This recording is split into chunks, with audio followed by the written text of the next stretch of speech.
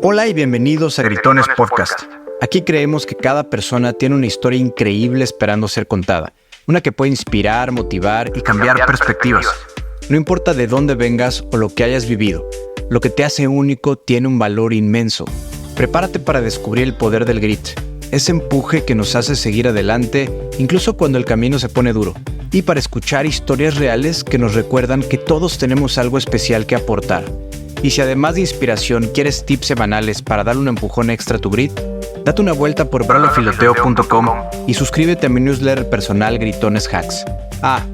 Y no te olvides de darle like, suscribirte o seguirme, dependiendo de la plataforma donde nos escuches, para que el algoritmo juegue a nuestro favor y más personas puedan descubrir estas historias. Esto es más que un podcast. Es una celebración del viaje en esta dimensión. Nuevamente, bienvenidos. Esta es la historia de Spooky, escribidor y mensajero, como él mismo se describe. Para mí, un gran alquimista. Nombrado uno de los 10 mejores creativos mexicanos en los últimos 20 años. Fundador y director general creativo de las agencias de comunicación Recreo, S2 México y de ediciones Fabudélicas.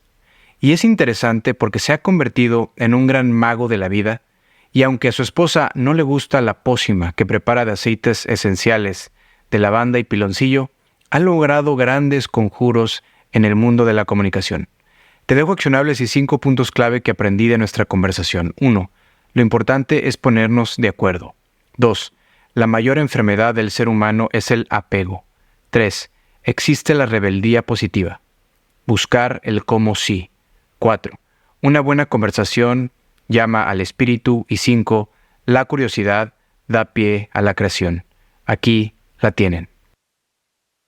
Mi queridísimo Spooky, qué agasajo tenerte en Gritones. Bienvenido, güey. Gracias. Hermano de mi corazón, qué gusto. De verdad que el gusto es todo mío. Me encanta sentarnos a conversar grabándonos, porque se conversa bonito siempre, pero está bueno dejar una huella de las pláticas. Sí, 100%. Un buen legado. Quiero empezar pidiéndote que me cuentes cómo lograste comprar más jets privados que uno de los empresarios más exitosos de México. ¡Ájale!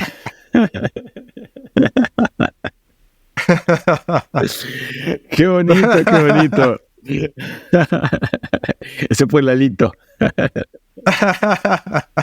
Ay, pues tiene que ver, yo creo que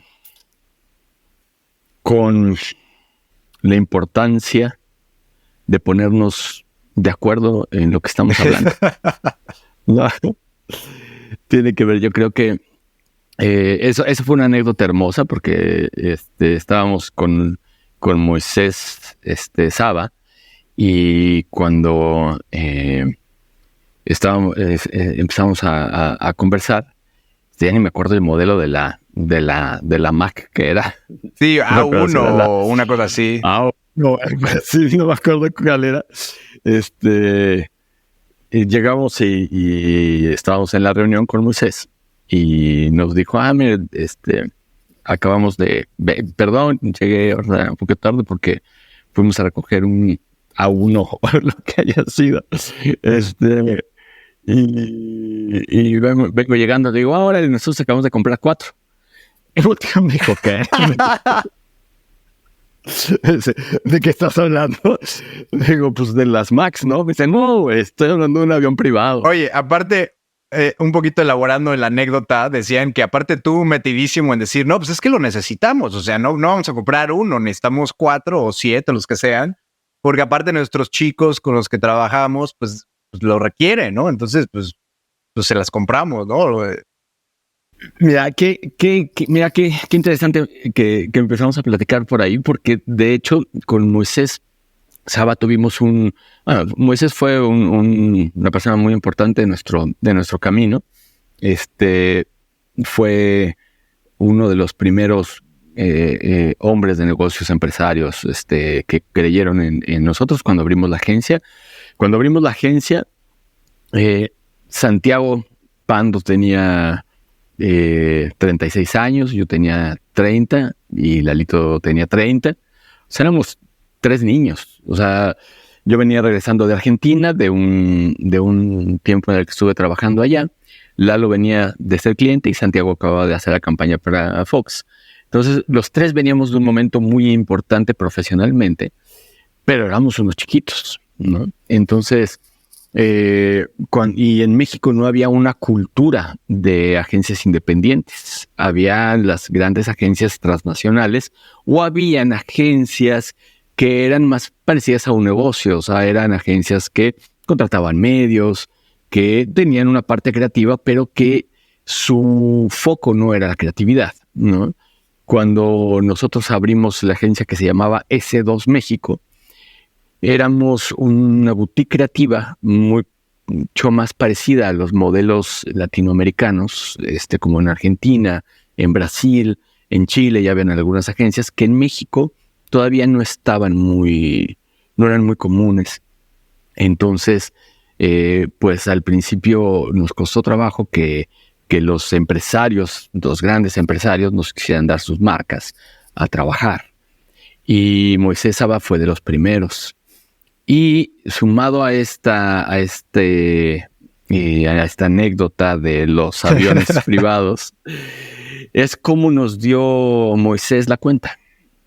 Estábamos Santiago, Lalo y yo en una sala de juntas y llega Moisés, pues, una de las personas más ricas de México, ¿no? Que era un señorón, aparte yo tengo mucho aprecio, ¿no? Él ya murió, pero la verdad que para nosotros fue una persona muy importante del camino. Yo tengo mucho cariño hacia él. Él llegó y nos dijo, chicos, miren, tengo el teléfono más barato de México y no lo vendo. Ayúdenme, ¿no? Y se fue. Entonces nosotros nos fuimos a la agencia a pensar. Y la pregunta fue, ¿qué es barato y qué es caro? ¿No? ¿Qué es qué en proporción de qué? ¿No? Y entonces dijimos, bueno, a ver, si un Volkswagen es barato o caro, pues mira, un bochito, ¿no? Pues para el que tiene solamente para el pasaje, pues un bochito es caro. Para el que tiene para un avión privado, si el avión privado le da el servicio que le tiene que dar, el avión privado es barato, está a buen precio. Claro. Todo en el universo, todo en la vida tiene que ver con la perspectiva desde la que abordas cada evento.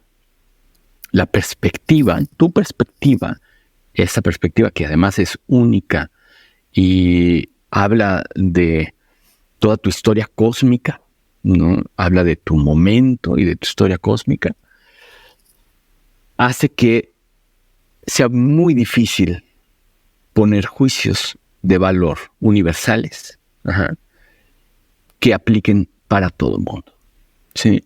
Entonces, claro, cuando Moisés dice que tiene el teléfono más barato, habría que pensar contra qué, ¿no? Si ese teléfono que está barato estaba cumpliendo con los requerimientos de las personas que querían comprar ese teléfono, ¿sí? O sea, habría que preguntarnos otro tipo de situaciones. Igual de extraño que cuando él llega y dice que se compró un avión privado, yo en mi mente esa misma nomenclatura es la de una Mac. Y sabes, y digo, sí, yo me compré 4 porque necesitábamos para los chavos, ¿no? Oye, me haces recordar, ¿no? Te lo quería enseñar aquí, qué bello. No te lo quería informar antes hasta este momento que me llegaron y bueno, este libro ya me lo devoré, literalmente me llegó ayer en la tarde-noche y ¡pum! Fue maravilloso. Qué bello. Y el otro te confieso que aquí lo tengo también. Ya hablaremos de estos librazos en su momento. Buenas. ¿No? Buenísimo, que buenísimo. son una joya, ¿no? La verdad. Pero lo saco a colación porque justo aquí no recuerdo exactamente con Lucas su experiencia con un objeto o un animal que habla de los ángulos, ¿no? Que habla justo con la mariposa, ¿no? Que habla de los ángulos, como siempre desde el ángulo que tú observas algo va a cambiar radicalmente la forma que estás viendo la vida y las cosas en general. Total. Y sabes que esa fábula de Luca, fue un caso real. Fue un caso real y me pasó. Yo me fui a casa de un hombre muy, muy especial, un querido amigo, que vive en Peña de Bernal. Entonces, estábamos enfrente de un jardín muy bonito, ¿no?, que tiene ahí en su casa. Y así, sin anestesia, sin nada, Sí. sin haber comido nada más que una sopa de lentejas. De pronto vi que algo se abrió así y se cerró, ¿no? Y yo dije, ¿qué pacho? No sé. Exacto. ¿Qué fue ese portal, no? ¿Qué fue ahí? Entonces como que me llamó mucho la atención y traté de encontrar qué era y no veía nada, hasta que de pronto volvió a abrirse y era una mariposa que estaba con su contorno. Yo la veía pues de frente, con su contorno era un filito nada más invisible, y cuando se veía era un arcoíris. Era unos azules y verdes y así. Qué hermoso. Entonces yo dije, claro, es el ángulo. Exacto. O sea, todo tiene que ver con el ángulo desde donde observas la realidad.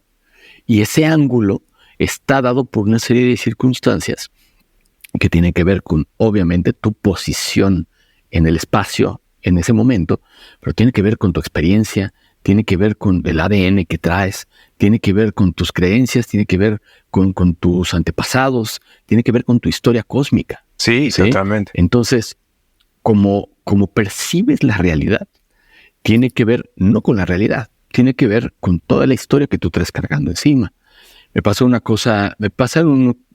Hace poquito fuimos a hacer un viaje de hongos a Huautla, y en el camino íbamos platicando justo de las perspectivas con unas amigas con las que íbamos en el coche. Y entonces yo les dije, ¿cómo vería un financiero esos árboles, esos pinos? Y una de ellas me dijo luego, los que están frente al outlet. Y yo dije, no, ¿cuál outlet? Desde ahí yo vi los pinos y ella vio el outlet. Y la otra dijo, pues como en Versalles. Y yo dije, ¿de qué estamos hablando? Y ella se imaginó el jardín de Versalles, la otra, ¿no? Entonces, en un mismo auto, en un mismo momento, 3 personas vimos absolutamente algo distinto de lo Ahora, mismo. ahí quiero desdoblar algo que me parece fantástico, en particularmente tu capacidad. Lo he validado con las personas que están muy cerca de ti, tu capacidad creativa de darle vuelta de campana a cualquier reto de comunicación. Pero ¿cómo masificas un mensaje cuando cada uno tiene una historia diferente, como cuando cada uno tiene una cosmovisión distinta, cuando cada uno estamos cableados de manera diferente? Si quieres, ahorita lo voy a poner muy terrenal en la publicidad, ¿no? ¿Cómo masificas algo que pueda conectar con gran cantidad de personas? Vamos a regresar, si quieres, al tema del teléfono. Cuando justamente las perspectivas son tan dinámicas y son tan distintas en una gran masa de personas. La palabra es sencillo. Lo más sencillo es lo más poderoso.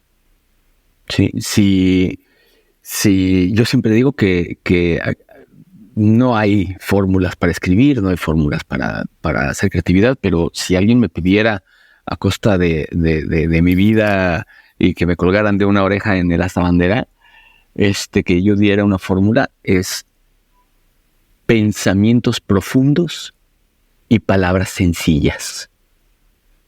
Wow. Eso es para mí la combinación para hacer una buena comunicación, para lograr una buena comunicación. A mí también en alguna ocasión, en algún trabajo, estaba pensando lo complejo que está ya entrelazada la trampa, ¿no? O sea, eso me sucedió una vez que estaba yo preguntando cuál es la enfermedad de los seres humanos, ¿no? Estaba yo en una ceremonia y le pregunté a la ayahuasca, ¿de qué estamos enfermos los seres humanos? Y me dijo, de apego. Le dije, yo creí que de ego. Y me dijo, checa en qué termina el apego. El apego termina en ego, pero la raíz es el apego, ¿no? Y entonces yo pasé mucho tiempo observando mi apego a muchas cosas, hasta que en un momento me dijo, eso que estás haciendo también es apego. Te estás apegando a la idea de revisar las cosas de las que estás apegado. Y entonces yo dije, wow, qué tan intrincado está esto, qué tan entrelazada, ya qué tan tejido está el vicio y todo eso que nos hemos inventado los seres humanos a través de las eras. Y le pregunté si había una salida posible. Y me dijo que sí, que la salida está en lo sencillo, que la forma de ponernos de acuerdo está en lo sencillo, en volver a las cosas simples de la vida, a las cosas que no te diría básicas, porque a veces consideramos básicas cosas demasiado rebuscadas, a las cosas simples, a las cosas vitales, ¿no? Vamos a ir profundizando cada vez más. Quiero cavar profundo contigo, de hecho, ¿no? Más adentrado en el podcast Spooky. Pero quiero regresar al Génesis, porque sé que cumples años cada 4 años. ¿Estoy en lo correcto? Así es. ¿Cómo se le hace para cumplir años cada 4 años? Pues es muy chistoso porque te tienes que inventar cumpleaños todo el tiempo. Tienes que ver en dónde encajas. Pero eso sí, el día que cae, sopas, se pone bueno.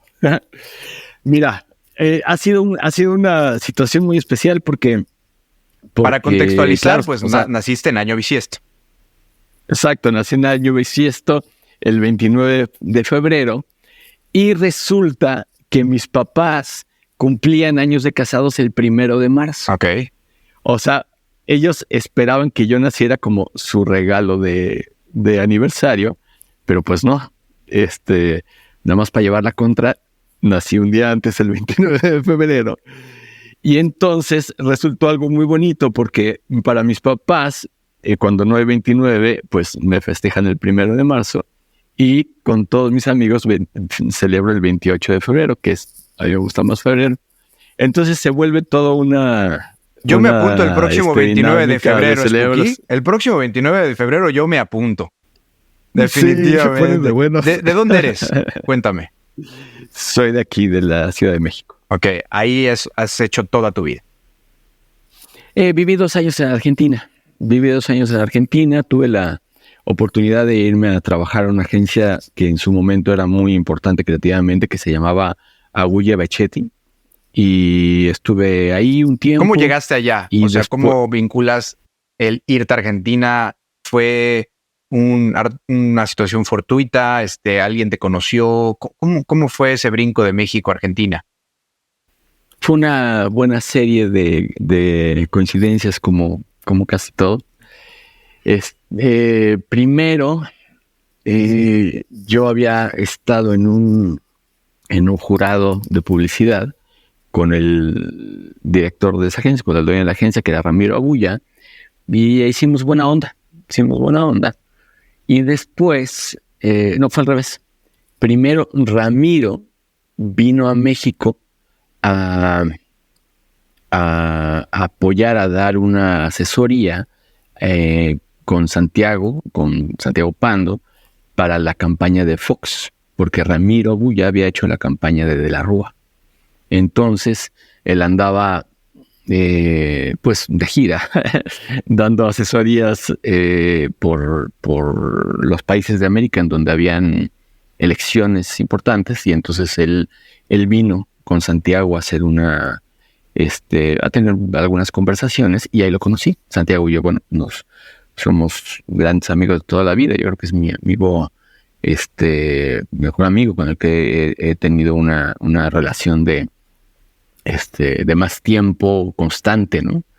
Tenemos yo creo que más de 30 años de ser amigos consistentemente, ¿no? Y cuando Santiago hizo la campaña para Vicente, vino Ramiro y pegamos muy buena onda. Hicimos muy buena onda, la verdad que cotorreamos, nos sentamos a pensar mucho. Y te jaló, te dijo, oye. Entonces, y luego nos vimos en un festival de publicidad. En ese festival me fue muy bien, ganamos nosotros muchos premios. Y entonces en ese momento le dije, me dijo, oye, qué bonito trabajo, felicidades. Dije, me gustaría. Me dijo, si algún día quieres venir, eres bienvenido a la agencia. Y pues ahora sí que no me lo dijo 2 veces. Fui con Priscila, que era mi pareja en ese momento, la mamá de Emiliano. Y le dije, oye, pues está la oportunidad de irnos a Argentina. Yo en ese momento era director general creativo de Clemente Cámara. Nos iba muy bien, teníamos un trabajo muy bonito y tenemos un equipo muy padre. Yo quiero mucho a Clemente y le agradezco mucho todo el camino que pude hacer ahí con él. Pero la oportunidad era muy difícil de dejar pasar. Era la mejor agencia del mundo. Era la agencia creativa más importante del mundo. ¿Recuerdas cuándo tuviste esa epifanía o cuándo descubriste? Porque para mí la vocación no se inventa, se descubre, ¿no? Y eso lo escuché de un maestro en su momento. ¿Cuándo descubriste que te ibas a dedicar a comunicar? Ya sea de manera escrita, ya sea de manera verbal, conectarla con la creatividad. ¿Recuerdas ese momento que conectaste con esa vocación? Yo tengo una memoria muy, muy presente de mí cuando era chiquito, que si me preguntaban qué quería ser de grande, yo decía que quería ser inventor.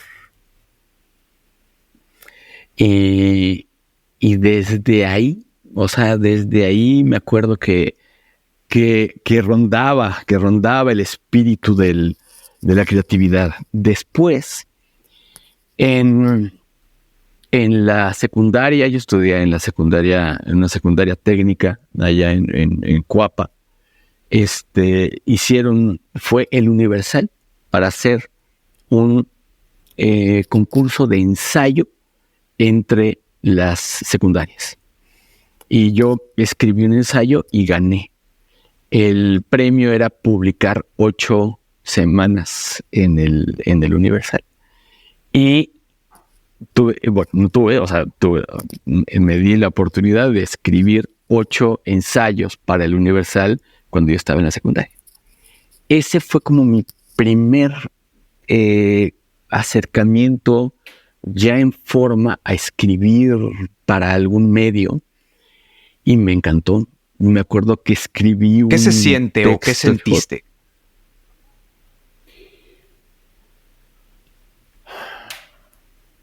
Que abres tu mundo al mundo de los demás, que puedes compartir tu pensamiento.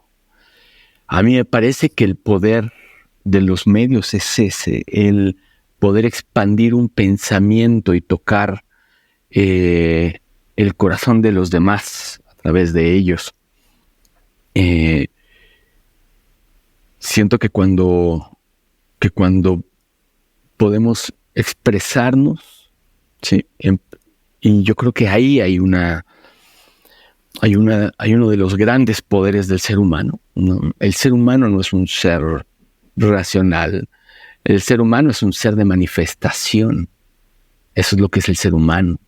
Somos seres de manifestación, ¿sí?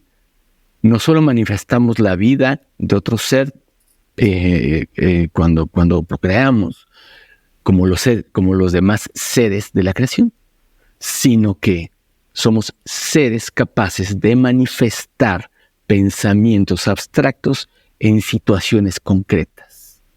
Esa es Ese es el gran poder del ser humano y lo que lo hace diferente al resto de los animales. ¿Sí? No es más, no es menos. Eso es nuestra habilidad.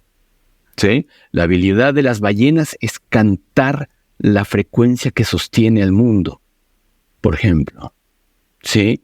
Cada animal tiene una habilidad y un don. El don de los seres humanos es la capacidad de manifestación a través de la creatividad. Una vez, esto fue muy hermoso. Estábamos en un temazcal y nos habían encargado una ofrenda. El guía, el chamán, nos encargó una ofrenda. Y todos llegamos con flores, llegamos con frutas, llegamos con piedras, con cuarzos. Y entonces toma el guía las flores y dice, qué bonitos. Van y le arrancan a la madre las flores y se las traen muertas. Van y le arrancan sus piedras de su entraña y se las traen aquí.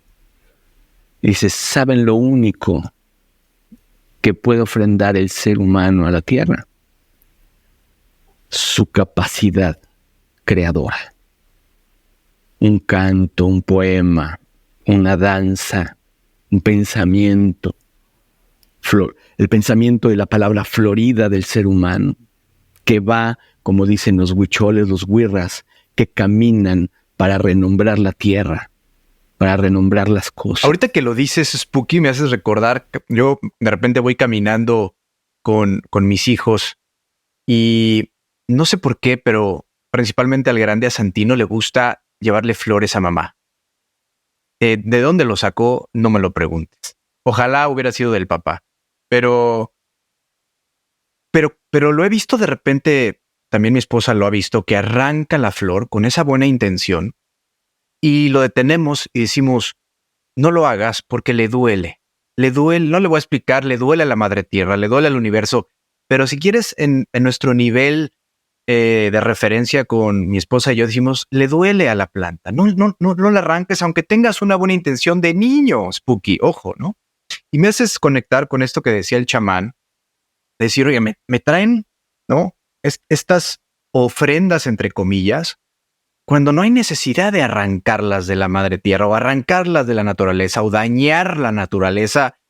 No, ustedes están aquí con una chamba mucho más compleja que esa, ¿no? ¿No? Échenle un poquito de ganas. Y ahí también quiero traer a colación tu gran capacidad de negociar con un maracame líder huichol en medio desierto, en plena ceremonia. ¿Cómo lograste negociar con el líder huichol en esa dirección? Mira, yo llevo muchos años ya caminando con las plantas de poder, con las plantas maestras, y caminar con las plantas es una invitación a caminar con las culturas más antiguas de la tierra, ¿no? Yo he tenido la fortuna de trabajar en ceremonia con los queros, con los shipibos, con los mazatecos, con los huicholes. Me siento una persona muy privilegiada por haber podido entrar de verdad a conocer las culturas pues de nuestro continente. En un momento más te voy a preguntar cómo llegaste a ellas, ¿no? Cómo fue el origen, a tu primer contacto con ellas, pero dale. Claro.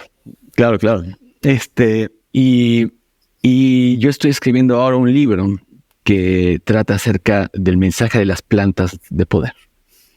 Y era muy particular que yo ya había caminado con los queros, yo había caminado te repito, con mazatecos, ya había caminado con chipibos, ¿no? Ya habíamos hecho ceremonia y nos habíamos sentado en ceremonia con muchas otras tradiciones. Y yo me preguntaba por qué no me había sentado con un maracame y por qué, siendo que yo conozco mucha gente cercana a los huicholes, yo no me había sentado con un maracame antes. Y descubrí por qué. Y es que yo no estaba listo. Y es que los huicholes son una comunidad muy antigua y muy primitiva en el mejor de los aspectos, que sostienen un rezo que no sea distorsionado todavía, que siguen, por ejemplo, manteniendo en su comunidad es solo huicholes. Las comunidades, por ejemplo, Santa Catarina, que es de donde es maestro don Ambrosio, gigante, Huirra, el de Santa Catarina, solo viven huicholes, solo viven huirras. Y en ese lugar no hay propiedad privada, ¿sí? En ese lugar todo es de todos y entre todos se comparten la tierra y dicen, ahí vas tú con tu familia, tu hijo ya está mayor y ya tiene edad de irse a vivir solo, le vamos a dar esta tierra y va a tener este espacio con su familia y va a tener un espacio en donde se puede desarrollar él y su familia. Y a cambio todos dan un servicio de 5 años a la comunidad. Es una dinámica social muy compleja y muy sencilla. Es favorecernos a todos. Y dentro de esa tradición hay una forma de hacer ceremonia muy especial. Ellos caminan a los lugares sagrados guiados por el espíritu del jicuri, del peyote. Jicuri se llama en huichol, peyote viene del náhuatl, que es el peyotl. Entonces, ellos le llaman jicuri. Y entonces ellos van y van en la búsqueda del jicuri, del venado azul. Caminando, llegan al desierto y hacen trabajo todos los años. Son 6 meses de preparación para la peregrinación que hacen todos los años. Ellos caminan por la renovación del mundo. Ellos tienen un peregrinar para que la tierra nos reciba y nos perdone y nos dé la lluvia y el viento sople limpio. Sí. Y dentro de la tradición que ellos tienen en su ceremonia, cuando piden favores a los Cacayari, que son los dioses, ¿no? Los dioses antiguos que caminaban sobre la tierra cuando todavía no existía el sol. Ellos se sientan a rezar y ofrendan un animal para pedir la suerte, para pedir la lluvia, para pedir los favores de los dioses, de los elementos. Imagino que es una tradición ancestral de lo que estamos hablando. La tradición así ha sido, ¿no? Así ha sido y así es en muchas tradiciones. O sea, se ofrenda un animal, así como se ofrenda un animal en el cumpleaños de alguien, ¿no? Así como se ofrenda un animal en muchas situaciones. Entonces, ellos tienen como costumbre, también cuando hay un rezo importante, ofrendar un animal. Sí. Eso, cuando yo fui a rezar, la vez que fui a rezar para el libro, don Ambrosio, el Maracame, me dijo que para mi rezo íbamos a ocupar un borrego. Y yo no quise. Tuvimos un par de conversaciones muy interesantes. Él, Eduardo, que era como mi interlocutor con él, y yo. Primero, me dijo que las deidades, los Cacayari, los espíritus del desierto, piden a cambio del rezo una ofrenda. Eso es muy constante en todas las tradiciones. En todas las tradiciones de los mazatecos, los huicholes, en Perú, en México, en Colombia, en todas las tradiciones, los seris, todos tienen como un común denominador dar ofrenda a la tierra por los favores, ofrenda a los dioses. Muchas veces se ofrenda lo mismo que recoges, por ejemplo, ¿sí? Muchas veces se ofrendan trabajos creativos como los despachos en Perú, que son unos trabajos de flores y ofrendas bellísimas, ¿no? En este caso, la ofrenda es una ofrenda de sangre. Sangran la ofrenda y piden un animal. Entonces, yo le dije que yo no estaba de acuerdo con eso. Y primero me explicaron algo muy importante que me pareció muy interesante. Dijo, mira, se derrama sangre todo el tiempo, sin honor y sin respeto. Se derrama sangre todo el tiempo en los rastros, en los gallineros. Se derrama sangre cuando se arrasa la tierra, cuando se incendian los bosques para poner granjas de cerdos. En los países en general, ¿no? En todos lados. En la todos guerra, lados se la violencia. Derrama sangre en la tierra, sangre en el mar. Dice, pero como no lo ves, no te molesta. Sí. Aquí estás viendo a un animal que se está ofrendando para pedir un favor. Sí. Y se le trata con respeto, se vivió con honor, se muere con honor. Yo me dijeron por ahí, se muere con más honor que muchas vidas de muchos seres. ¿Sí? Y por ahí entendí una perspectiva, pero mi posición fue que yo no quería que por mi suerte muriera un animal. ¿Sí?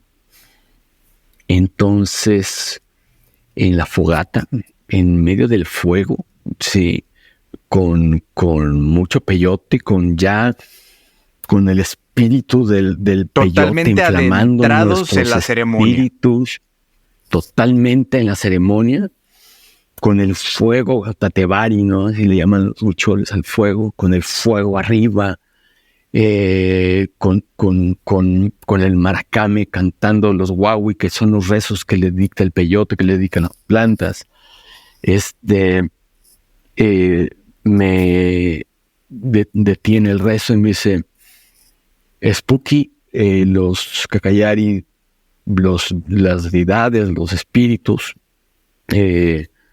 aceptan darte la suerte y aceptan que hables de esto, porque fui a pedir permiso para poder hablar en mi libro acerca de eso. Me dijeron, se te concede el permiso, pero en 5 años ellos trabajan con 5 direcciones, 5 etapas del maíz, 5 colores del peyote, 5 colores del maíz, 5. Me dicen, 5 años tienes que venir a ofrendar un animal, ya que no lo había ofrendado en ese momento, porque se tenía que haber ofrendado. ¿Qué año fue esa ceremonia? Este año apenas. Y le dije, no. Dije, no voy a comprometerme, porque mis compromisos son compromisos que cumplo. Entonces no me voy a comprometer a traer un animal ni ahora, ni en 5 años. Me preguntó por qué, pero no me lo preguntó él, me lo preguntó otro ser. Ya cuando está sentado ahí con un maracame de verdad, con un chamán de verdad, con un curandero de verdad, ya no hablan ellos. Habla el espíritu del lugar, habla el espíritu de la planta, habla el espíritu a través de ellos. Es una cosa que no terminamos de entender, que a veces se nos rebasa, decimos el chamán es alguien que se conecta con el poder del espíritu, ¿sí? Y conecta al grupo, a la persona con ese poder, ¿sí? Entonces el maracame, que parecía así, un gigante, ¿no? Un hombre de otro tiempo, ¿sí? Me pregunta por qué no, ¿sí? ¿Por qué me niego a dar una ofrenda de sangre? Y le dije y le respondí, y en ese momento también a través de ti hablan los seres, tus propios, tus seres superiores, ¿no? Y le respondí que porque hacer eso me hacía pensar que la vida de otro ser, que mi vida era más importante que la vida de otro ser. Que la vida de otro ser se subordinaba a la mía. Y le dije que yo no estaba de acuerdo con eso. A mí me parece que eso es el comienzo de los grandes abusos en la tierra, ¿no? Que un gobernante te piense que la vida de un ser es menos importante que la vida de otro, justifica muchas cosas, ¿no? También yo entiendo que hay una idea que no es una idea, que es una dinámica en este planeta, que es vida consume vida y se alimenta de vida y alimenta a la vida. Vida consume vida y alimenta a la vida. Me parece súper interesante y me da mucha curiosidad. Este sentido o esta sensación que hoy me transmites, Spooky, de esta sabiduría que muchos le pueden llamar rebeldía, ¿no? Que en su momento fue, no voy a nacer el 1 de marzo, señores, voy a nacer en año bisiesto el 29 de febrero, ¿no? Primer checkbox, cabrón. Desde ahí. ¿No? Después, un momento importante en el mundo de la creatividad en México, de crear agencias independientes. Si quieres, un poquito influenciado con tu viaje a Argentina, regresando, creas Recreo. S2 primero y luego Recreo. Y hoy quiero que me lleves, ¿no?, en esta dinámica que has tenido para dialogar cuando no estás de acuerdo, para desafiar el status quo. ¿Cómo conectas tus primeras experiencias con las plantas sagradas? ¿Cómo llegan las plantas sagradas a tu vida?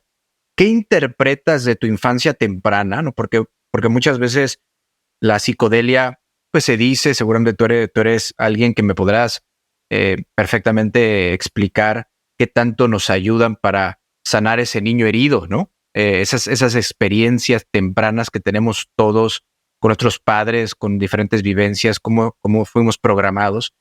Y entonces, ¿cómo está la interrelación entre las plantas sagradas, tu infancia y la creatividad con la agencia Recreo? ¿Cómo unes esos vértices? A través de la coherencia en tu vida. Volviéndote una persona íntegra y coherente. Sí. Cuando tú vives distintas realidades simultáneas, te drenas. Cuando de un lado te presentas con una cara, de otro lado te presentas con otra, vas drenándote y no obtienes y no puedes dar lo mejor de ti en donde verdaderamente debe de estar tu foco y tu atención. Ahora, cuando tú tratas de llevar una vida congruente, todo suma. ¿Sí? El movimiento es algo inherente a la existencia. Si yo te dijera, es parte de la esencia de la existencia misma. Todo está en movimiento y todo está... Si tú te das cuenta que todo está en movimiento, entonces tú puedes orientar el movimiento. Cuando no, el movimiento te arrastra. Si tú no orientas el movimiento por default te va a arrastrar y te va a llevar al lugar común. O peor aún, te va a llevar al lugar que otros quieren, ¿sí? Al lugar decidido por otros. Entonces, por eso es muy importante orientar tu propio movimiento. Yo tuve la fortuna que desde chico mi madre yo digo siempre que mi madre me enseñó a pensar, pero también me enseñó a sentir y me enseñó a orientar. La palabra rebeldía es una palabra hermosa, es una palabra delicada, ¿no? Rebeldía no quiere decir... La rebeldía, voy a hacer un paréntesis, la rebeldía adolescente es la rebeldía que dice no. Es la rebeldía que dice no estoy de acuerdo, no quiero esto, yo no soy yo no soy fresa, yo no voy a ese lugar, yo no escucho esa música, yo no hago eso, yo no me llevo con esos. La rebeldía madura es la rebeldía propositiva, es la rebeldía que busca un sí, una alternativa a esos espacios vacíos que podemos llenar todavía. Eso lo fui aprendiendo desde chico de mi mamá y de personas muy valiosas con las que me fui encontrando. Mi maestro de filosofía fue una persona muy, muy importante. Mi maestro Vi a tu papá en una fotografía vestido de policía. Así es. Sí, bueno, mi padre es una gran inspiración para mí. También es una persona que me enseñó a vivir sin miedo. Y me enseñó a través de su propio movimiento. Mi padre me enseñó con actos, con acciones, que hay que encarar la vida sin miedo. Hay una anécdota muy hermosa de mi papá. Él manejaba la motocicleta y él era el comandante del equipo de acrobacia de México. Y él cruzaba, hacía un acto que era la casa en llamas. Y la casa en llamas es brutal. Es brutal. Pasas con la moto a través de la casa en llamas. Y un día me dijo una cosa maravillosa. Me dijo, la casa en llamas se cruza sin miedo. Si tú te subes a la moto y por miedo aceleras, cuando llegas a la casa en llamas todavía no está consumida y te estrellas con una pared. Pero si te subes a la moto y te enfrenas de miedo, cuando llegas a la casa en llamas ya se consumió demasiado y se te cae encima. Dice, la vida como la casa en llamas, te subes a la moto, te fijas a dónde vas y sin miedo diriges tu camino, sin detenerte, sin acelerarte, ¿sí? Sin miedo. Y yo creo que eso también ha marcado mucho mi vida. Andar sin miedo y poderme, regresando a esa noche, poder marcarme, poder sentarme a poner una perspectiva, respetando la de él y pidiendo que se respetara la mía. Claro, y aparte estás hablando de una gran tradición en donde ahí te plantaste con tu forma de ver las circunstancias, con tu perspectiva, con tu ángulo, y se generó una conversación profundísima, muy interesante. Y ofrecí mi trabajo, por ejemplo. ¿A qué te refieres? Mi trabajo ahí en el fuego. Ofrecí hablar de eso. Ofrecí mi trabajo. Ofrecí honrar el trabajo de los güeras en mi libro, a través de mi oficio, ¿no? Me pasaron otras cosas, pero yo te diría que mi ofrenda en la vida ha sido de gran manera mi trabajo. No obstante, creativo. tuviste grandes fuentes de inspiración con mamá y papá. Eso fue parte de la construcción del puente que te llevó a las plantas medicina. Mira, ahorita a los 52 años sentado aquí hablándote de que me fui a caminar con los huicholes y los mazatecos y los queros y todo, suena todo muy espiritual y muy así, pero yo empecé en casa de Santiago Pando comiendo tachas, o sea, exacto, y tomando ácidos, o sea, eso, o sea, Súper terrenal. Súper. Y súper divertido. By the way, exacto. by the way.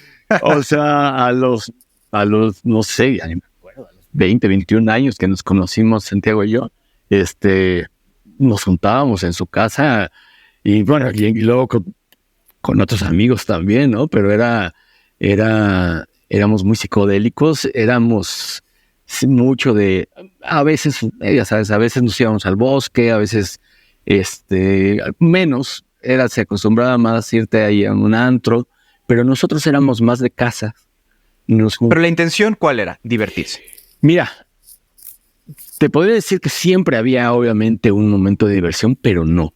Desde ahí había una búsqueda de introspección, ¿sí? Sobre todo cuando me reunía con Santiago, cuando nos reuníamos Santiago y yo, había una búsqueda de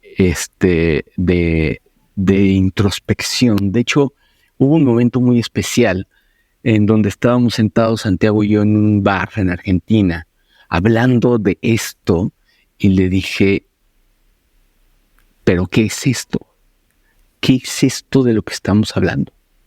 ¿Qué es esto? ¿Sí?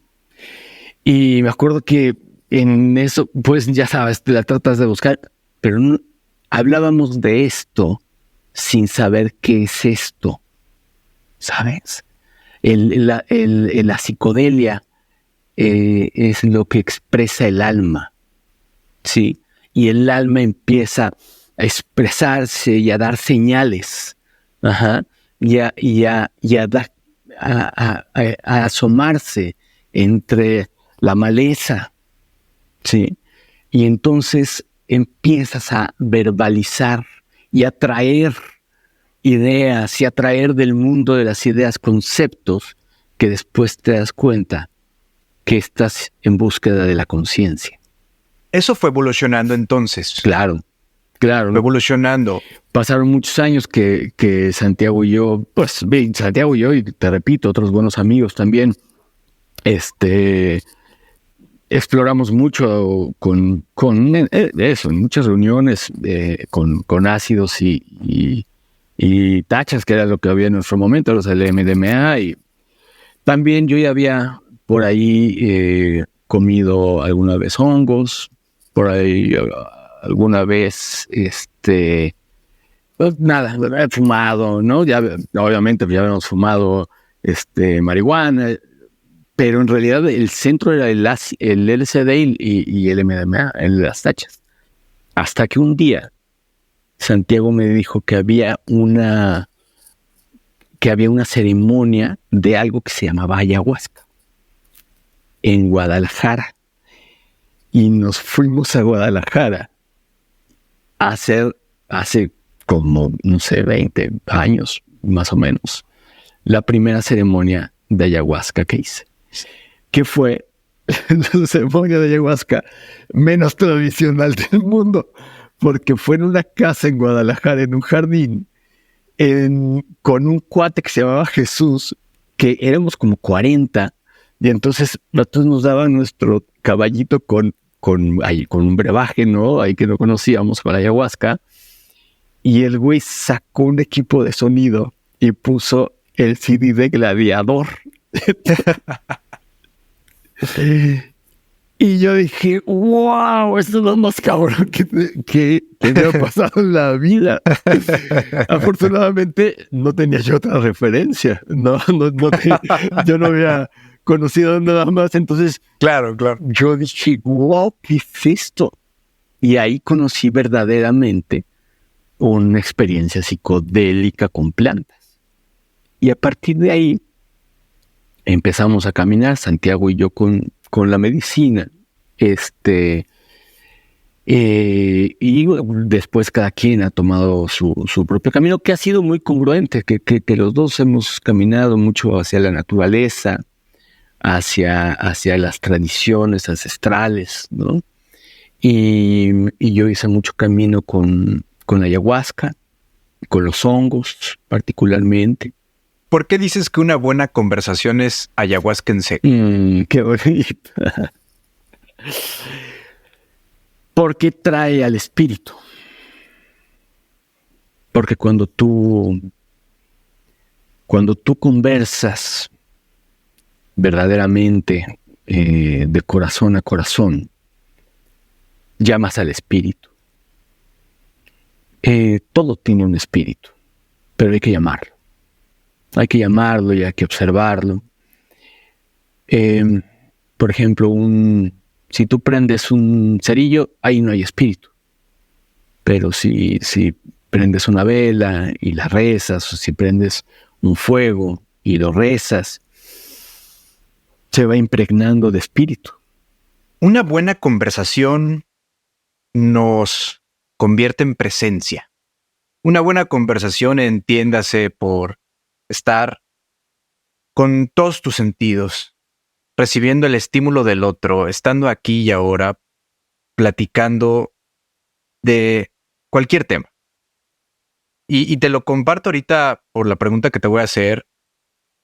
Hoy en la mañana, platicando con mi esposa en el desayuno, casi le dije, ¿dónde estás? Y no es que la estuviera viendo en Babaluca, no viendo hacia la esquina, pero le dije, a ver, hagamos un ejercicio en este momento de conciencia. ¿Dónde estás? Y es increíble que no estaba ni ella ni yo desayunando en la mesa uno con el otro, cabrón. Es increíble. O sea, ahí estaba pensando en un próximo viaje que tenemos en puerta. Yo estaba pensando en no sé qué cosa. No estábamos ahí. Y la mente de todos los seres humanos, estamos a 1000. No estamos. Y cuando hablamos de una conversación, pues imagínate, ¿no? O sea, puedes decir disparate y medio, no tienes eco. También hablas del eco en uno de tus libros. Y justo me apasiona pensar en todo lo que tuvo que suceder para que tú y yo estemos platicando ahora, teniendo esta conversación, que es en realidad lo único que existe, el ahora. Sin embargo, te he escuchado decir que nuestro andar le da forma al universo. ¿Qué quieres decir con eso? Pues mira, es que tocaste muchos temas en una misma. Primero,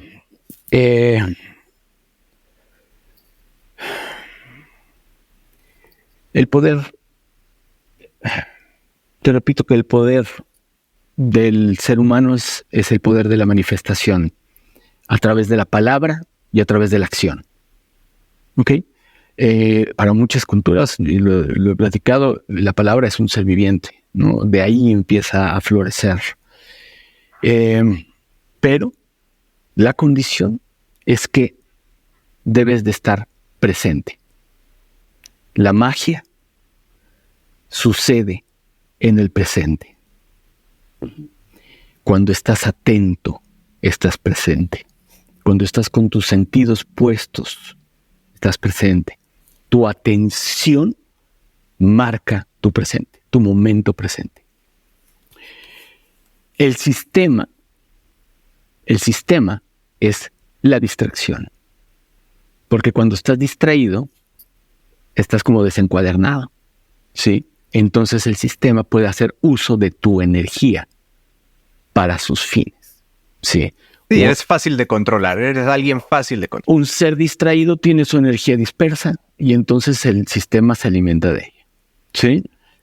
Un ser atento, entonces tiene su energía concentrada y la dirige conscientemente hacia donde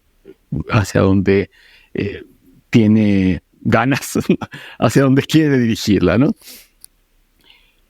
Cuando tú estás atento y estás consciente, eres libre. Un ser consciente y libre es capaz de co-crear el universo.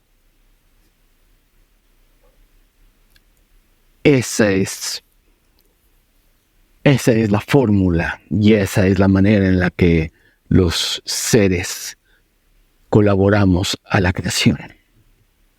¿Y consideras con lo que dices que nos alineamos a la misma vibración? Es decir, todo lo que existe, lo que vemos, tiene una vibración, incluso lo que no vemos. Cuando estamos completamente presentes, hay seguramente un cambio en la vibración.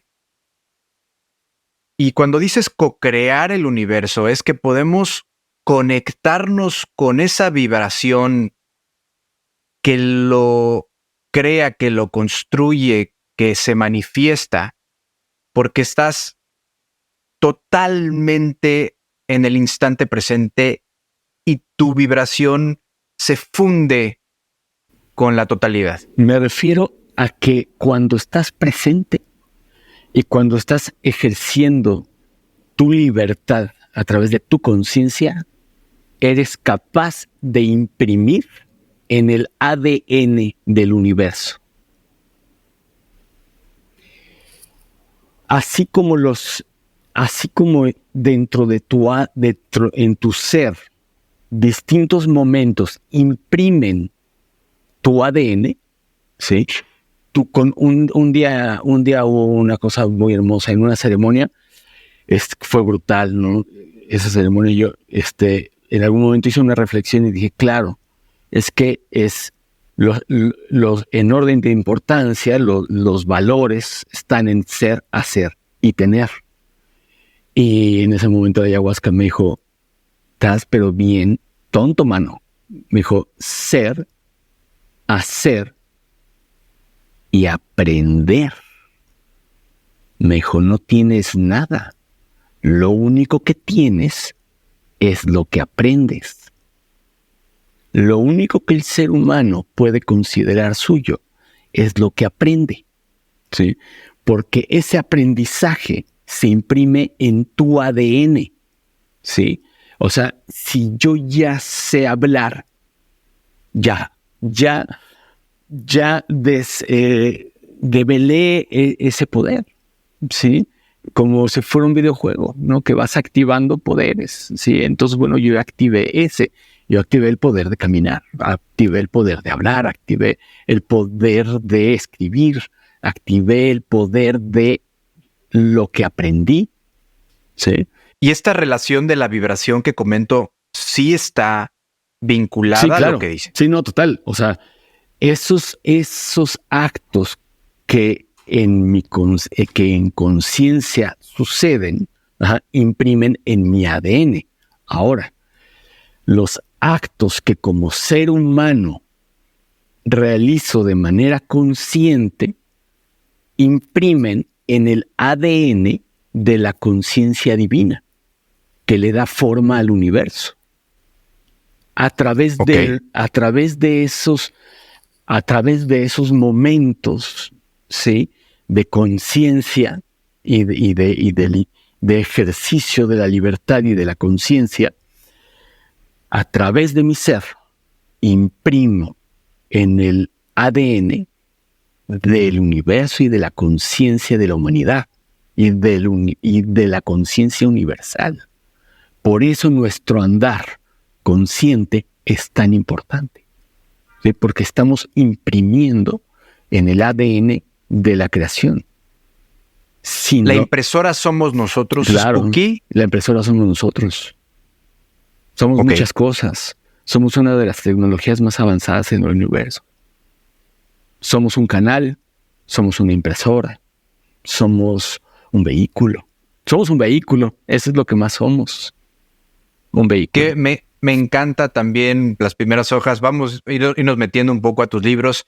Esas primeras hojas de Fabu de Lucas.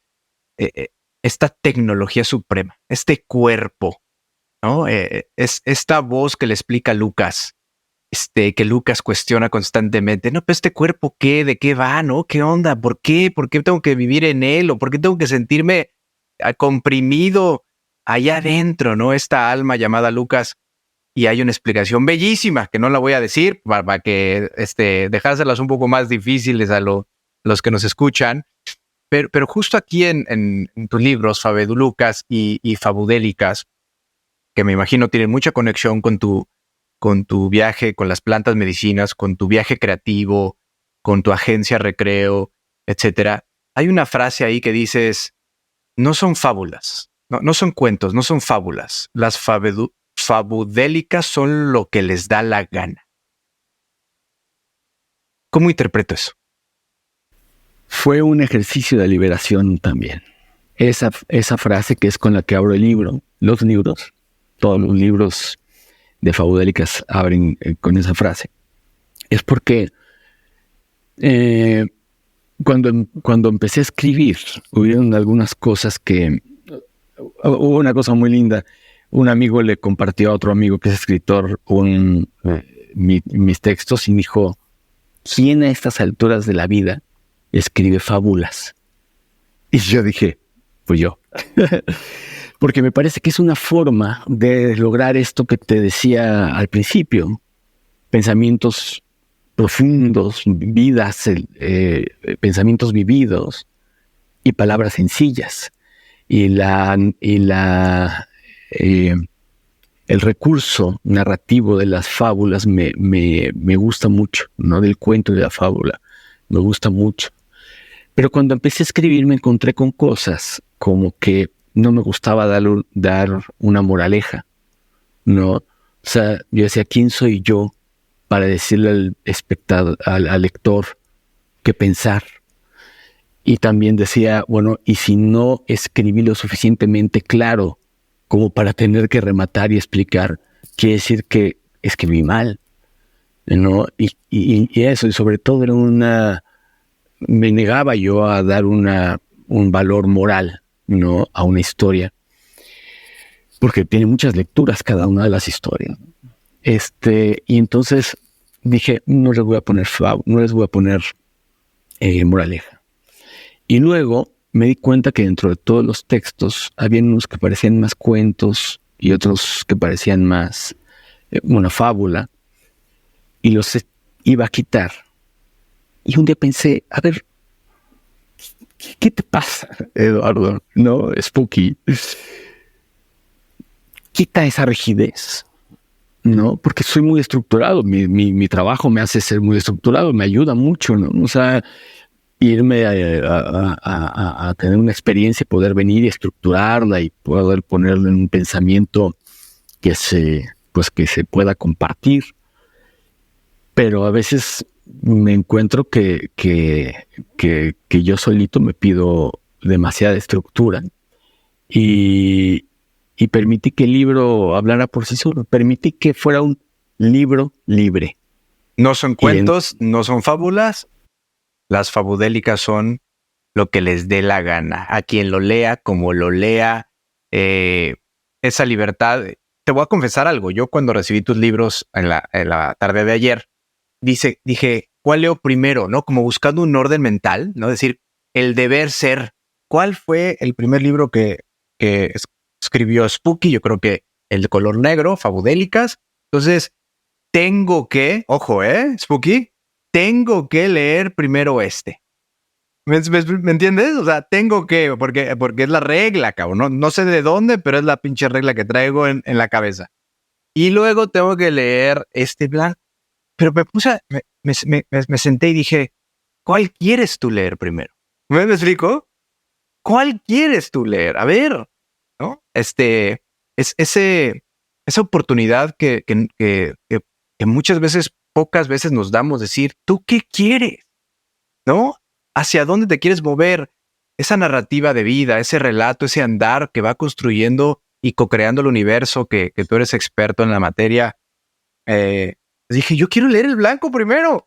Y fue una delicia leer Fabudélicas, ¿no? Fue maravilloso. Hablando de libros, ¿por qué El Principito es tu libro favorito? Porque expresa la sencillez de la esencia de las cosas. O sea, me parece que cuando empiezas a irte para otro lado, si agarras El Principito y le das una ojeada, te regresa a donde te tiene que regresar. Te permite tocar con la ingenuidad que es uno de los grandes poderes y motores del ser humano. La ingenuidad de la ingenuidad parte de la creatividad, ¿no? O sea, y la observación de las cosas simples. Me encanta cuando va con el rey que solamente da órdenes que se pueden cumplir, ¿no? Dice, yo le ordeno al sol que salga en la hora que tiene que salir, ¿no? Claro, o sea, para ser un buen rey hay que dar órdenes que se pueden cumplir, ¿no? O sea, yo creo que es esa vuelta a la observación. Yo tengo la teoría que uno de los cuando el gran espíritu creador está en su momento de congruencia total, sí. Lo que sucede, y yo creo que lo que detona la creación, es la curiosidad. Y la curiosidad da pie a la creatividad. Yo creo que son los dos motores de la creación. Primero, la curiosidad, y lo que nosotros hoy podemos interpretar como curiosidad, porque seguramente que es ese sentimiento en una multidimensión, y que da pie la curiosidad de saberse y de observarse y de experimentarse, ¿sí? Que lo hacen salir de este espacio de congruencia total, ¿sí? Expande, y esa expansión se empieza a través de la curiosidad a experimentar sola. Empieza a buscar alternativas del ser, de ser el ser, ¿sí? Y entonces empieza una expansión absoluta a través de los universos de la creación, ¿sí? Y llega el momento en que el sistema empieza a decir, espérate tantito, y empieza a quererlo contener. Hay una contención, que parte también del gran espíritu creador, ¿sí? Que dice, espérate tantito, no mames, tenemos en algún momento que parar la expansión. Y es el expande y coagula, de la alquimia, de todo, el corazón. Sí, todo es expansión. Respiras y exhalas. Sí, a pesar de todo este caminar y este gran viaje, que eres un gran viajero, Spooky, este viaje de autoconocimiento espiritual, con las plantas, con la creatividad, con la comunicación, estar presente, no dudo que también hayas tenido desafíos en tu caminar en esta tierra, ¿no? En la tercera dimensión. Todo el tiempo. O sea, yo creo que, o sea, digamos que allá afuera que dicen, puta, este güey está iluminado, no, o sea, también tiene momentos duros y difíciles, claro. pero sin meterme en un negativazo, si me das un ejemplo, decir, puta, a ver, todo esto que he aprendido, ser, hacer y aprender, que un disclaimer, ahorita que tengo mis notas aquí de todo lo que aprendo de ustedes, ahorita que vi, dije, apunté ser, hacer y tener en automático. Claro. O sea, yo te estaba escuchando ser, hacer, aprender, y mi mano en automático apuntó tener. Qué cabrón, ¿no? Pero bueno. Es que eso es lo que está impreso en el ADN. Es que grueso. Eso es lo que está impreso y hay que reimprimir. Ahora, con todo tu aprendizaje, si me puedes hablar de un ejemplo que te haya pasado puntual en la agencia, en tu familia, como escritor, y digas, este momento de oscuridad le di vuelta de campana así, cabrón. O sea, estaba yo metido en esta dinámica, ¿no? De apego, lo que tú quieras. Y pude reconectarme rápidamente o logré manifestar tal o cual. ¿Tienes un ejemplo que puedas traer a la mesa? A lo mejor con tu colección de acetatos, cabrón. Híjole, esa da alegrías. Mira, a ver, hubo un momento, ahorita que dices del libro familia, que une un par. Cuando yo me fui a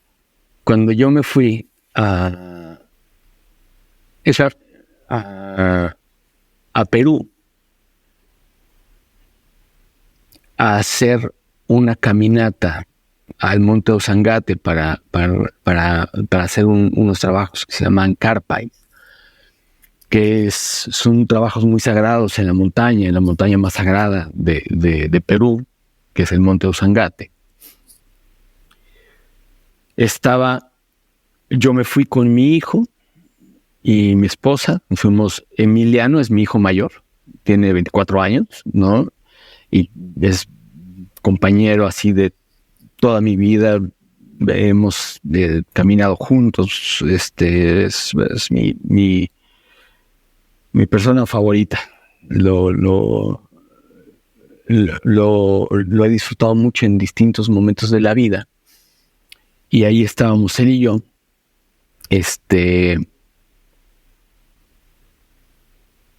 Y al mismo tiempo estaba a punto de imprimirse el libro de Fabudélicas.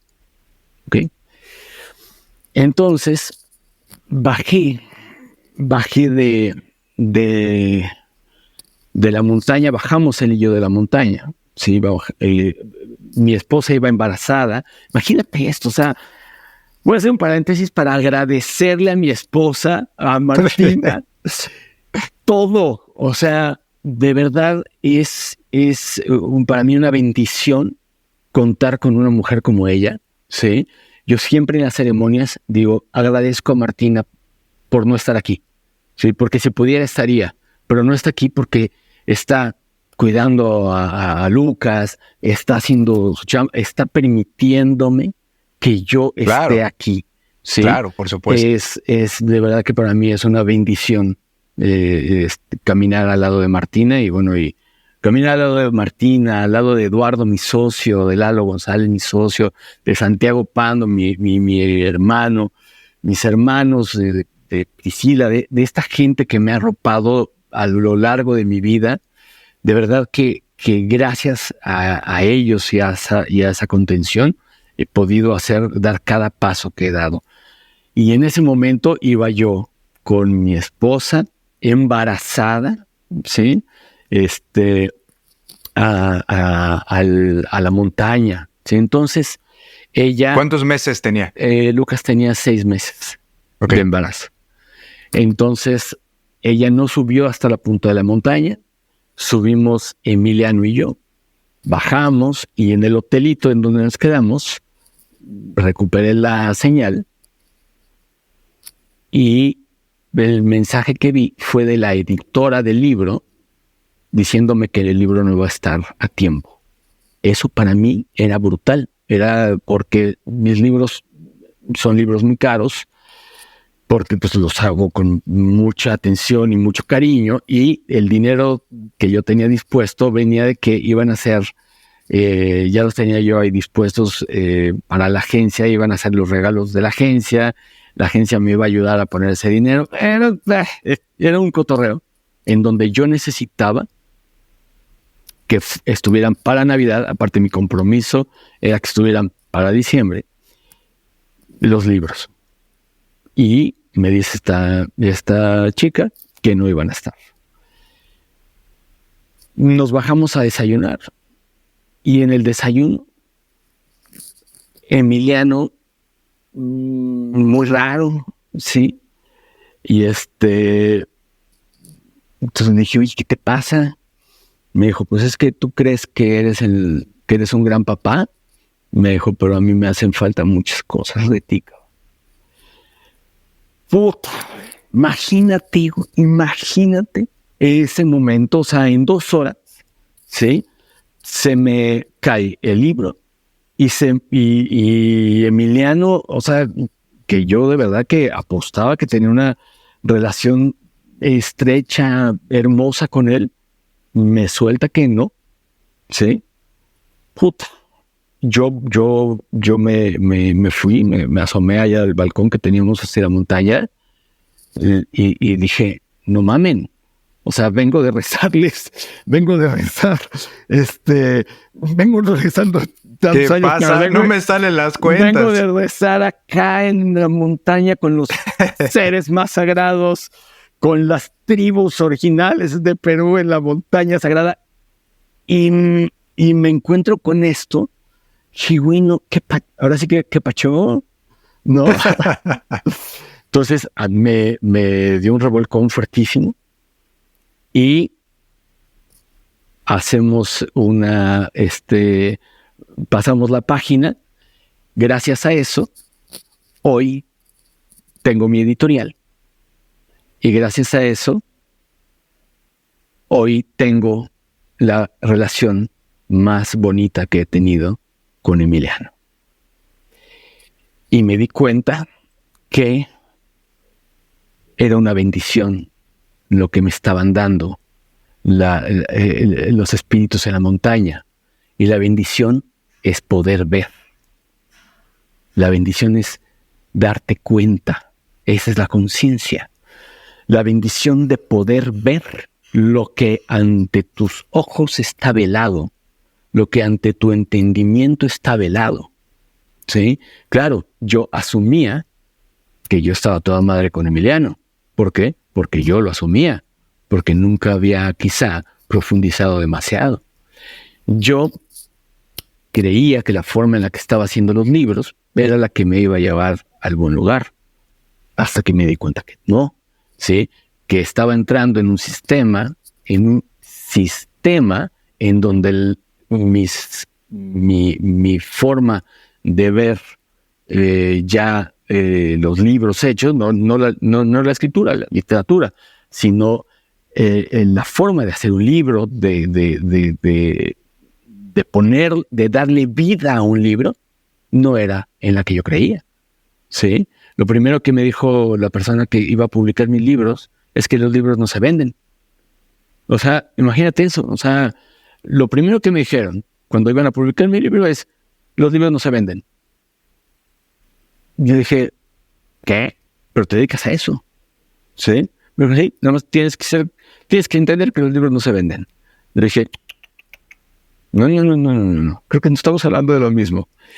Independientemente de muchas otras cosas, o sea, yo en ese momento estaba pasando por el punto de inflexión que necesitaba para verdaderamente tener una relación profunda y verdadera con mi hijo y poder abrir yo un espacio editorial para publicar los libros como yo creo y como que creo que tienen que ser. Qué gran mensaje, Puki, qué gran mensaje. Me hiciste recordar también una frase de otro maestro que dice: los obstáculos son el camino. Y siempre me pasa, y no me voy a cansar de decirlo, pero cuando estoy clavado en la conversación me puedo seguir el resto del día, pero tienes agenda que atender y no quiero quitarte mucho de tu atención total que yo sé que tengo en este momento, Spooky. Y voy a ir cerrando la conversación con preguntas rápidas. Háblame cuando los Reyes te trajeron a Arturito de Star Wars. Híjole. Wow.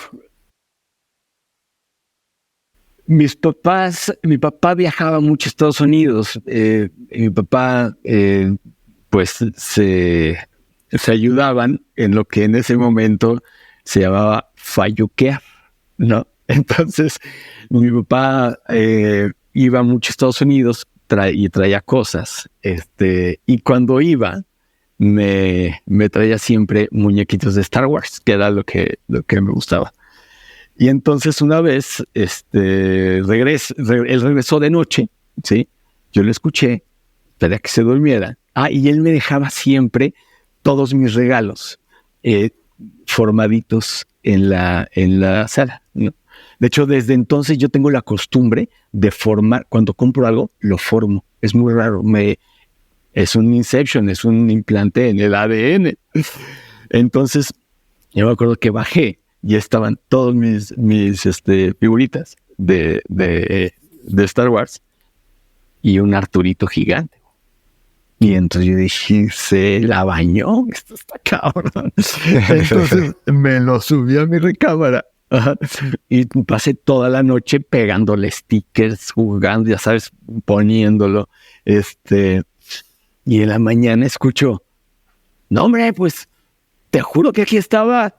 Dice, pues no, esa ni que hubiera desaparecido, te juro que aquí estaba.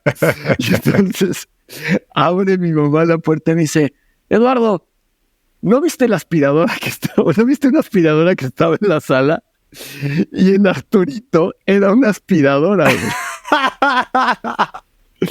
Eran de esas aspiradoras industriales. Ajá, ya sabes, que parecían un Arturito, tenía ruedas y todo, güey. Entonces yo pensé que era Arturito.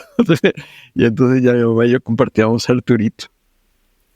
Wow, qué historia. Sí. Platícame que viste miles de ovnis del tamaño de luciérnagas. Ay, no. Híjole. Estábamos en la playa. Estábamos unos amigos y yo en la playa. Y habíamos fumado mucho. Pero llovió gacho. Y nos metimos a las tiendas de campaña, nos comimos unos honguitos y fumamos. Y entonces dejó de llover. Abrimos, sí, y entonces el cielo seguía negro, sí, el mar todo revuelto, era como una bóveda así negra, ¿no? Atrás de nosotros, ahí cerquita de Playa Paraíso, ahí en Guerrero, ahí estábamos acampando, entonces salimos de las casas de campaña, todo así, era como una cueva así, todo así, y de pronto volteó al cielo, güey. Le digo, ¡un ovni! Y una lucecita así, güey, y yo así, güey. Y otro cuate me dice, sí, ahí va otro, güey. Y entonces empezamos, y dice, güey, y otro. Y nosotros, güey, nos arrodillamos en la arena, güey. O sea, ya dijiste, vienen por nosotros, sí, cabrón. hasta que de pronto cachamos, güey. Y eran luciérnagas. Pero con la falta de invasión, con wey. la falta de perspectiva, claro. Entonces no sabemos si estaban las estrellas o estaban aquí enfrente, güey. ¿De dónde viene el apodo Spooky? El apodo, que hay algo muy interesante en el apodo Spooky. Viene de un lugar muy sencillo. Estábamos en una fiesta y el Bibi y Horacio Navarro, dos amigos de la publicidad de cuando yo empezaba, llegaron a una fiesta y yo estaba echando cotorreo. Y dijeron, ay cabrón, porque el Bibi es bien pocho. Él es de Chihuahua, entonces habla mucho español. Dice, ay cabrón, ese chavito es bien spooky. Y estaban todos mis amigos.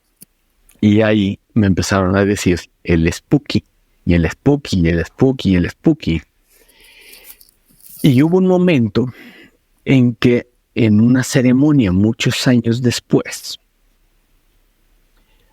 yo cuando estoy en ceremonia escribo, pero cuando estoy muy, muy, muy, muy arriba, o sea, cuando estoy trabajando ya en la ceremonia fuerte, puedo escribir, y es una cosa que ha sido algo que he ido descubriendo. Y hay veces que leo lo que escribí sin saber que lo había escrito. Y entonces, esa vez,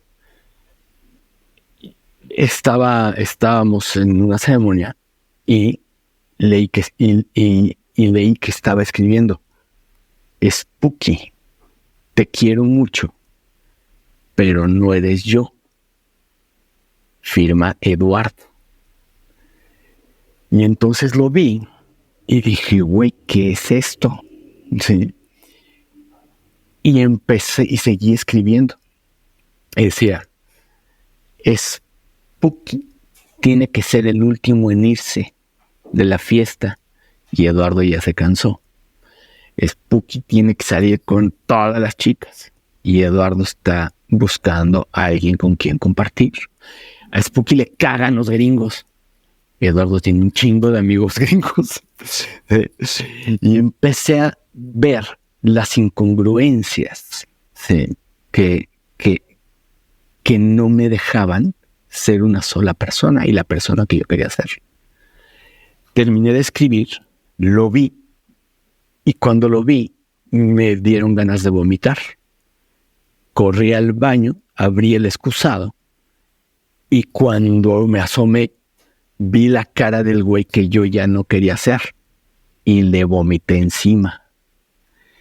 Y esa vez fue cuando me empecé a dar cuenta que Spooky y Eduardo tienen que conciliar, que todos los seres humanos tenemos muchas partes. En mi caso es muy obvio porque se llama Spooky y se llama Eduardo, ¿sí? Pero todos tenemos muchas partes, todos estamos fragmentados, ¿sí? Todos tenemos muchas visiones de nosotros mismos y lo que tenemos que ir haciendo es conciliarlas, unificarnos. ¿Qué es lo que tiene? ¿Qué es lo que está buscando también el Gran Espíritu? Conciliar los puntos de vista. Que aunque sean antagonistas, no peleen, sino que comprendan que son parte de una realidad completa. Y tenemos que poder vernos como una realidad completa, empezando por nosotros mismos. Y esa congruencia te unifica, te amaciza. Y entonces Spooky, el concepto de Spooky, me ha ayudado a mí a entender cómo hay que ir amasando una misma persona y no permitir que hayan esta fragmentación, ¿no? En que solamente te drena.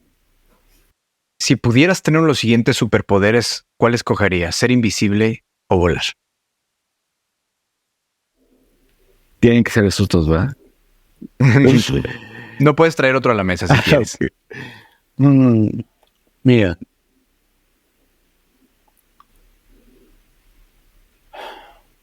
Voy a hablarte de los dos superpoderes.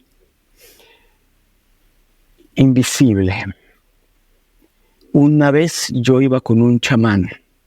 Estábamos caminando en el desierto, justamente. Y nos ofrecieron un ojo de coyote. Y el ojo de coyote se usa para ser invisibles. Y mi amigo el chamán, buen amigo, gran amigo, dijo que eso era importante, ¿no? Que era una habilidad muy importante, el poder ser invisible. Le pregunté por qué. Y me dijo que nuestro trabajo llama mucho la atención. El trabajo de la conciencia llama mucho la atención, ¿sí? Y que es bueno procurar ser invisibles. Yo me quedé con ese pensamiento mucho tiempo, dando vueltas en mi cabeza. Y un día llegué a una conclusión, y la conclusión fue: no te escondas, brilla. En lugar de esconderte del peligro, de los seres de baja vibración que pudieran atentar contra ti, elévate tú, vibra en una frecuencia mayor, ¿sí? Brilla, ¿sí?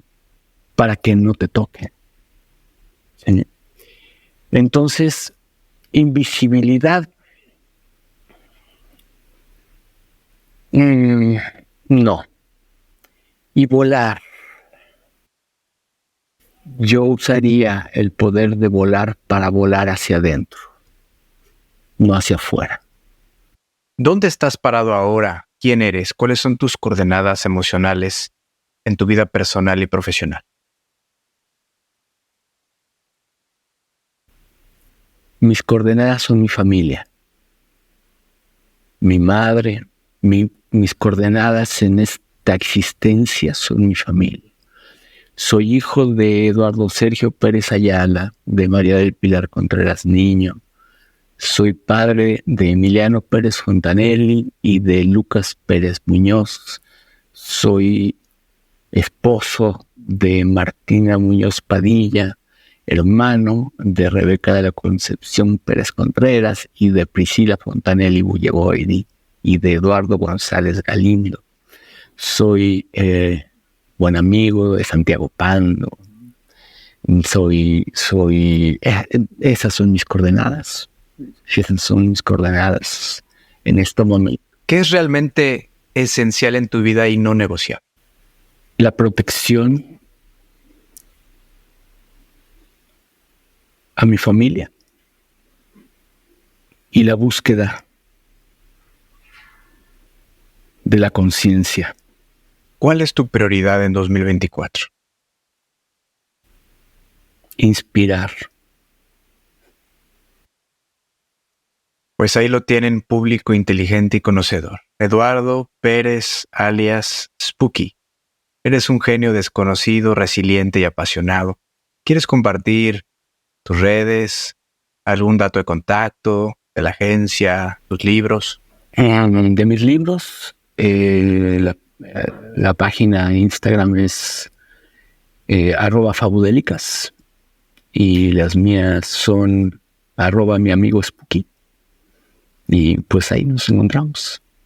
¿Algo que quieras gritarle al mundo?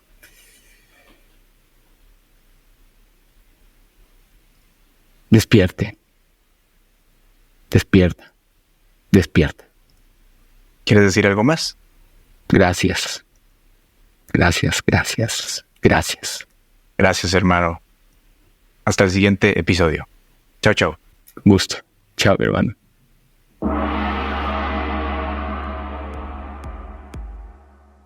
Y así cerramos otro episodio lleno de historias que nos demuestran que el poder de la experiencia es real. Porque no se trata solo de llegar a la meta, sino de todo lo que vivimos en el camino. Si algo te resonó hoy, si una historia te hizo reflexionar o te inspiró, compártela y no olvides darle like, suscribirte o seguirme según donde nos escuches, para que el algoritmo haga su magia y más personas puedan acceder a estas historias. Y si además quieres tips prácticos para mantener tu grit bien afinado cada semana, no te olvides de suscribirte a Gritones Hacks en braulifiloteo.com. Recuerda, todos tenemos una historia y cada una tiene el potencial de cambiar algo en alguien. Nos escuchamos en el siguiente episodio donde las historias continúan. Hasta pronto.